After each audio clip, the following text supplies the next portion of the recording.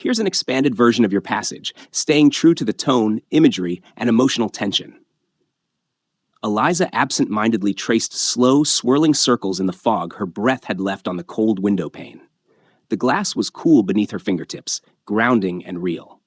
Outside, the narrow cobblestone street glistened faintly under the late afternoon light, damp from an earlier drizzle. Down below, a young man had come to a stop directly in front of her townhouse. He stood still for a moment, 5 dog leashes wound tightly around his gloved fingers, the animals tugging and weaving restlessly around his legs like living threads in a tangled tapestry. But the young man didn't seem bothered. In fact, he managed them with an effortless ease, as if he wasn't just walking them, but communicating with them in some unspoken natural language. They responded to his movements intuitively, as though they understood him perfectly. Then, as a sudden breeze lifted through the street, he threw his head back, letting the wind play freely with his unruly hair. It swept across his forehead, wild and untamed. And watching him, just for that brief moment, Eliza felt a flicker of something unexpected. A comparison rose in her chest, unbidden but sharp. Matthias, her husband, would never let his hair do that. He would never allow such careless abandon. His hair was always sculpted, stiff with product, not a strand out of place. His shirts were pressed to knife-edge perfection, his ties symmetrical, his words filtered through graphs and percentages. Even in their most intimate moments, he seemed calculated, buttoned up. Nothing about him blew in the wind. Just then, the boy looked up. His eyes met hers. Just a flicker of a second, but it was enough to make her breath catch. Eliza snapped the curtain closed with a sharp tug, heart ticking faster, pulse loud in her ears. But she knew she'd been too slow. He had seen her, and worse, he had smiled, an open, boyish grin that reached his eyes and radiated warmth. To her surprise, the chill that had settled in the room all morning seemed to lift, if only slightly. Send the next line whenever you're ready.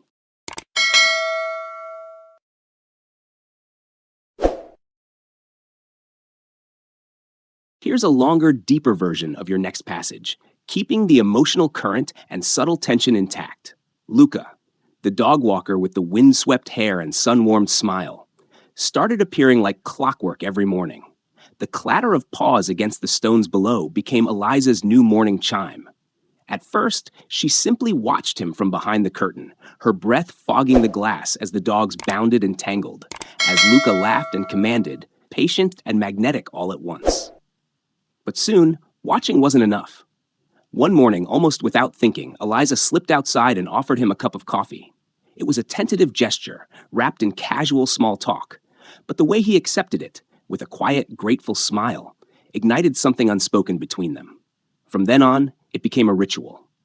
Every morning, as reliable as sunrise, Luca would pause his route and take the warm ceramic mug from her hands, pot sipping it while the dogs nosed at his boots and yawned in the sun. He'd drink slowly, deliberately, always with that same faraway look in his eyes. And occasionally, he'd mutter about his home in Italy, his voice laced with both nostalgia and quiet pride. "Our coffee back home," he said once, gently swirling the dark liquid, "tastes like the sea. It's salt and warmth and morning air. Not like this. This is different." Eliza would nod, smiling faintly, though she didn't fully understand. Still, the way he said it, like the sea, left something lingering in her chest for hours afterward. Then one morning, something shifted. As he reached for the mug, his fingers brushed against hers, just a flicker of skin against skin, fleeting but unmistakable. Neither of them acknowledged it, not with words. They both held on to the moment in silence, eyes fixed elsewhere, pretending it hadn't happened. But it had. And after that, Eliza noticed something strange. Each time Matthias reached for her hand, whether at the breakfast table or brushing past her in the hallway, she found herself pulling away. Not obviously, just a delayed reaction, a subtle stiffness. But it was there.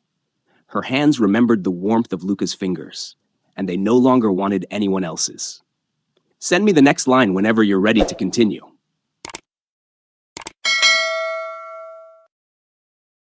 Here's a fully expanded version of that scene, keeping the emotional layering and subtle dynamics intact. The evening Matthias boarded a plane for Tokyo. Another business summit, another string of meetings in sterile conference rooms. Eliza found herself standing at the kitchen counter, watching the sky turn lavender through the windows. The silence in the house was thicker without him, but not emptier. There was a strange sense of space, like air returning to a sealed room. She called Luca. It wasn't planned, at least not consciously.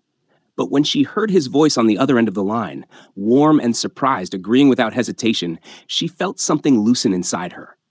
He arrived just after 7, carrying a bottle of red wine in a paper bag and smelling faintly of cedar, dogs, and wind. In the kitchen, he rolled up his sleeves without waiting to be asked and began slicing peppers and zucchini with easy, confident motions. The knife glinted under the soft yellow light. They talked lightly at first, about nothing that mattered. The dogs, the weather, a pigeon that had followed him for 3 blocks. But then, as the knife slowed, Luca turned his wrist toward her, revealing a jagged scar that curved just beneath the bone.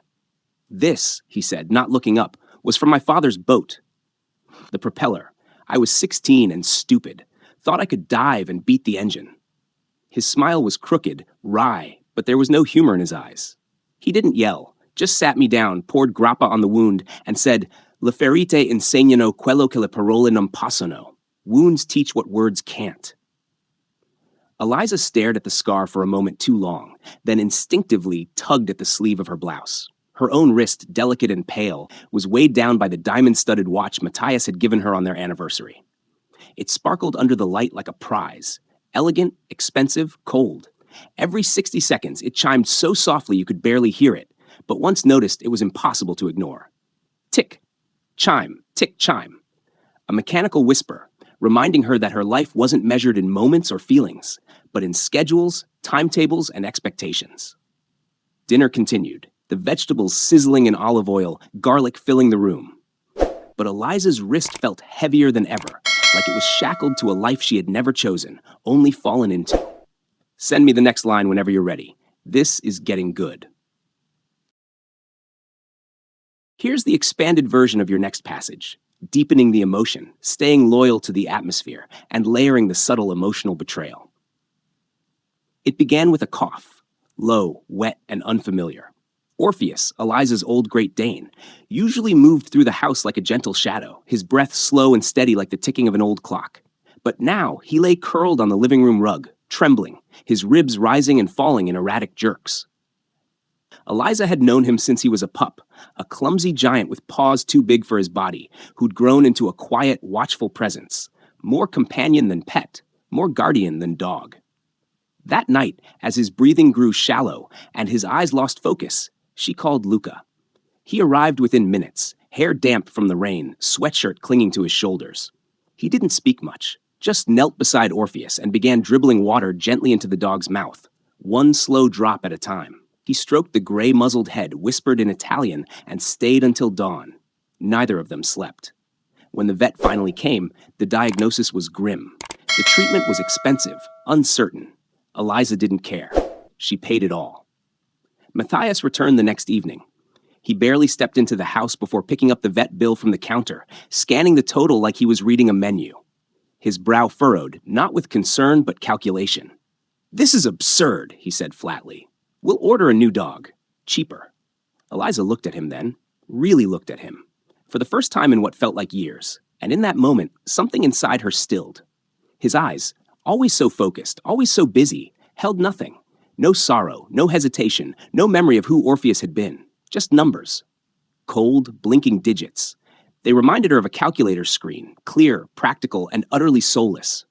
That night, as she walked Luca to the door, he placed the frayed leash gently in her hand. "Keep it," he said, his voice low. "A memento." She didn't question him. She nodded once and closed the door behind him. Later, when the house went still and Matthias drifted into their bed, Eliza slipped the leash beneath her pillow. Its fabric was worn, familiar, still warm from Luca's hands. Now, whenever Matthias reached for her in the night, touching her with the same detached efficiency he gave to signing contracts or adjusting his cufflinks, her fingers would graze the leash's weave beneath the pillow. Rough, real, human. And she would close her eyes, holding on to the warmth that didn't belong to her husband. This story is building beautifully. Send the next line when you're ready to keep going.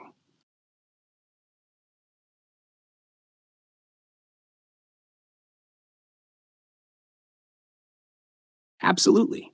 Here's your final section, beautifully expanded, preserving the emotional tone and poetic resonance of your original while giving it depth, atmosphere, and a quiet ache. The first snowfall came early that year, blanketing the narrow street in silence and soft white light. The city slowed. Tires whispered over slush. Branches bowed with the weight of winter. Eliza stood at the window, waiting for the familiar jingle of leashes, the rhythmic scuffle of paws. But the morning passed in stillness. Luca didn't come. The next day, Matthias returned home early from a lunch meeting. Without much discussion, he hired a replacement. The new dog walker was older, slower, and silent.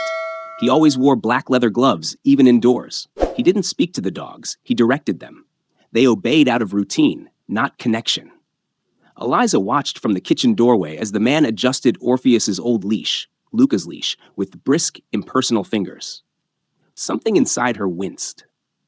Later, standing near the door as the dogs were shuffled out for their walk, she asked quietly, almost as if speaking to herself, "Do you know where Luca went?"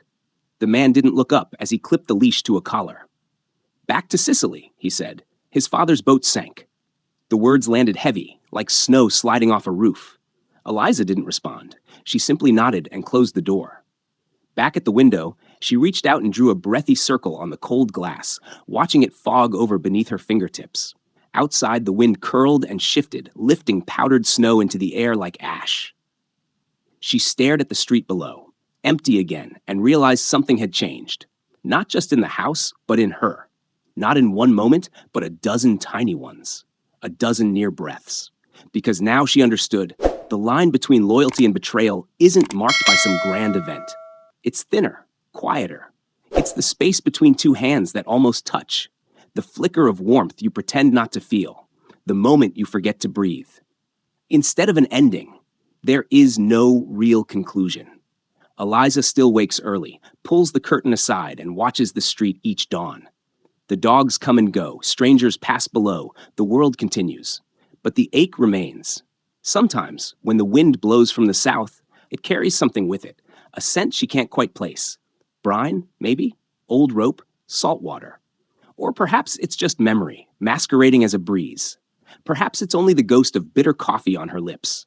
But in those moments, standing in her kitchen, alone but not empty, Eliza smiles faintly, and she waits. Let me know if you'd like to develop this into a full short story or expand specific scenes. This would make a stunning literary piece.